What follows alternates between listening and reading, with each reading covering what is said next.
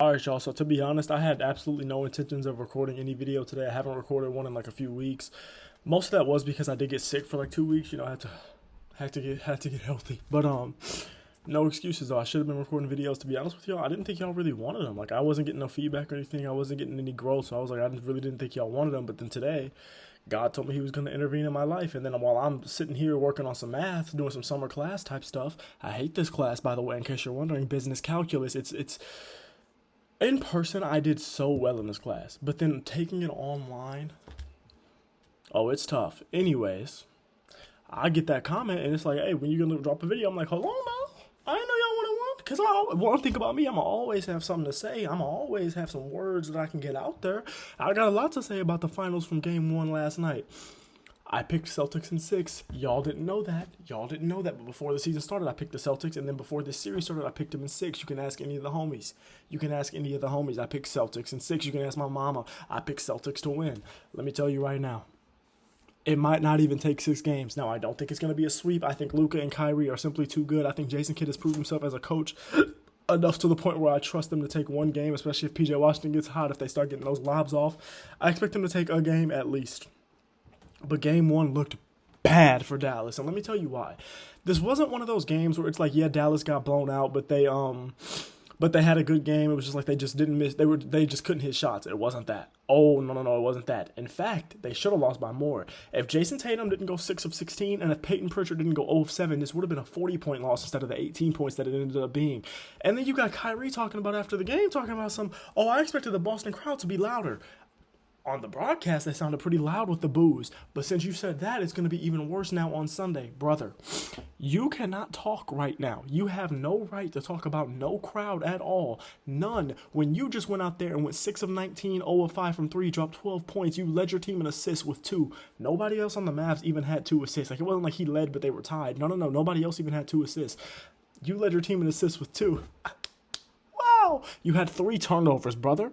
You're not even the lead guard anymore, so I don't. You should never have more turnovers than assists, especially not as the lead guard. You're not even the lead guard anymore. You're the secondary guard. Luka only had 1 assist. That tells you all you need to know about this Boston defense. That Boston defense was hellacious for them boys. And if Boston's offense in this game had been as good as we know Boston's offense can be, now sure, you can go ahead and give Dallas credit. Hey, Luka defended Tatum pretty decently. They had some guys get on Tatum decently, but Tatum had a lot of open shots he was just missing. And don't tell me that Tatum couldn't have got 25 points because he took 16 shots. So he tried to score. He only hit 6 of them is the problem. Now, lucky for him, his stat line looks a little better because he did get the 11 boards. And luckily for him, Kristaps Porzingis looked like the best player on the court for the entire first half. And luckily for him, Jaylen Brown looked like the best player on the court for the majority of the second half. Now, Luka in the third quarter, they did try to come back. Luka had a great third quarter. They came out hot in the third quarter. And I was thinking, because I texted in the group chat with the homies, I said, hey, the Celtics do tend to blow leads, but I don't think they're going to blow this one. It just looked too bad. It looked too bad too early on, especially that first quarter. That first quarter was really bad for Dallas. Like, really bad. But and I didn't think they were going to blow this lead, but Dallas made it interesting. Luka got hot in the third quarter. He to open up the third quarter, he definitely got hot. He did some things. The problem is you have Kristaps Porzingis coming off the bench at the moment. I don't think he'll come off the bench in game 2 with how good he looked in game 1, but you had him coming off the bench going 8 of 13, dropping 20 points, 18 of which in the first half. The problem is you had Jaylen Brown who wanted to join the party, start dunking on people, start getting steals, start getting blocks. Kristaps alone had 3 blocks in the first half. These boys had, Jason Tatum had 1, Al Horford had 2, Jaylen Brown had 3, Kristaps Porzingis had 3 blocks. They had 9 blocks. Kristaps Porzingis was out there looking like Ben Wallace, Dwight Howard, Hakeem Olajuwon, Dikembe Mutombo, and you had Jaylen Brown out there looking like D-Wade. I couldn't believe what I was watching. You had Tatum out there looking like the one dude from TikTok that kind of looks like him. A bum. He was out there doing nothing. And I hate to say it because he's my St. Louis brother. This is not your first finals anymore, though, dog. We are from the same city. I watched you play when I was in middle school. I played against your school when I was in middle school. You were a senior, and I watched you there with the UNC coach who, I don't remember his name right now. Dean something? Dean Smith? I think that was his name. I think that would have been the coach that was there. And I think Coach K was there, too. I remember after I beat your middle school, well, not me, after my team that I was on beat your middle school team, we went into the big gym and we watched y'all play.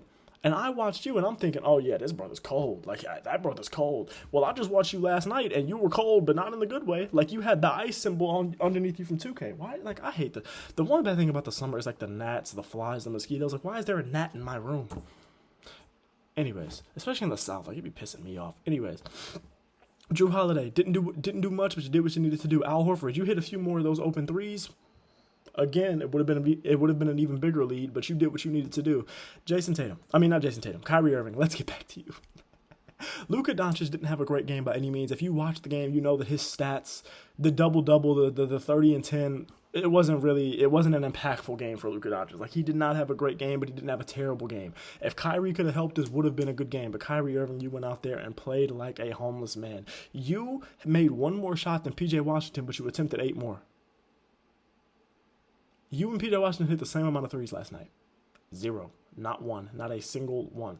And another person we need to talk about, and I hate this, I really hate this, Derek Lively, well, 2 people, really. Derek Lively, Daniel Gafford both had terrible games, but it was especially Derek Lively. Derek Lively ended the game with 2 points and a minus 15 on the plus-minus. That was the worst of, well, him and Maxi Kleber were both minus 15s on the plus-minus. That was the worst of any bench player for Dallas. Those 2 were tied for second worst with P.J. Washington for worst in the game. Now, Kyrie had the worst plus-minus in the game at a minus 19, but he still want to be talking after the game. I'm sorry, bro. I'm a fan of Kyrie Irving. I am. I'm a fan of his game. I'm a fan of who he is as a man. I am a fan of Kyrie Irving. Now, I don't know him like that, but from what he says, it's like I don't agree with everything he says by any means at all, but I respect him as a man.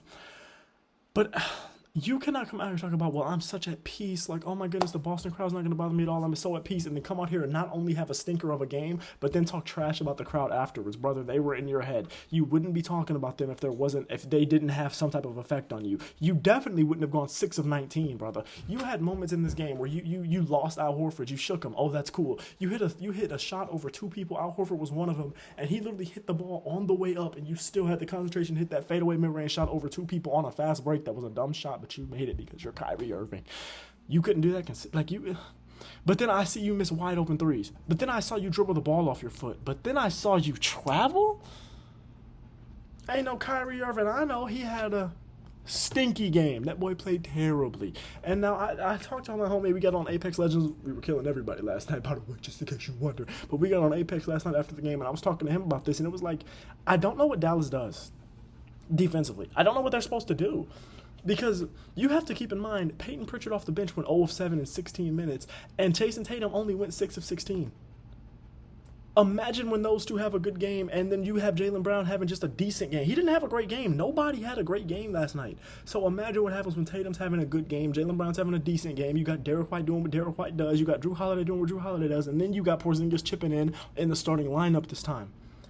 What are you supposed to do if you're Dallas? That was the reason I picked Boston to win before the season even started. They have too much. People were talking to me about, Denver. Milwaukee. Sure, those are good teams that I respect, and I do see them as contenders. Do not get me wrong. But I picked Boston before the season because it's just they have too much. Even last night, there was a lot of threes for them that they really weren't hitting, especially early, that they should have been hitting. Like, they had one possession where I think they got 3 or 4 offensive rebounds early in the first quarter, and they missed like every single 3 that they took, and most of them were open on that possession.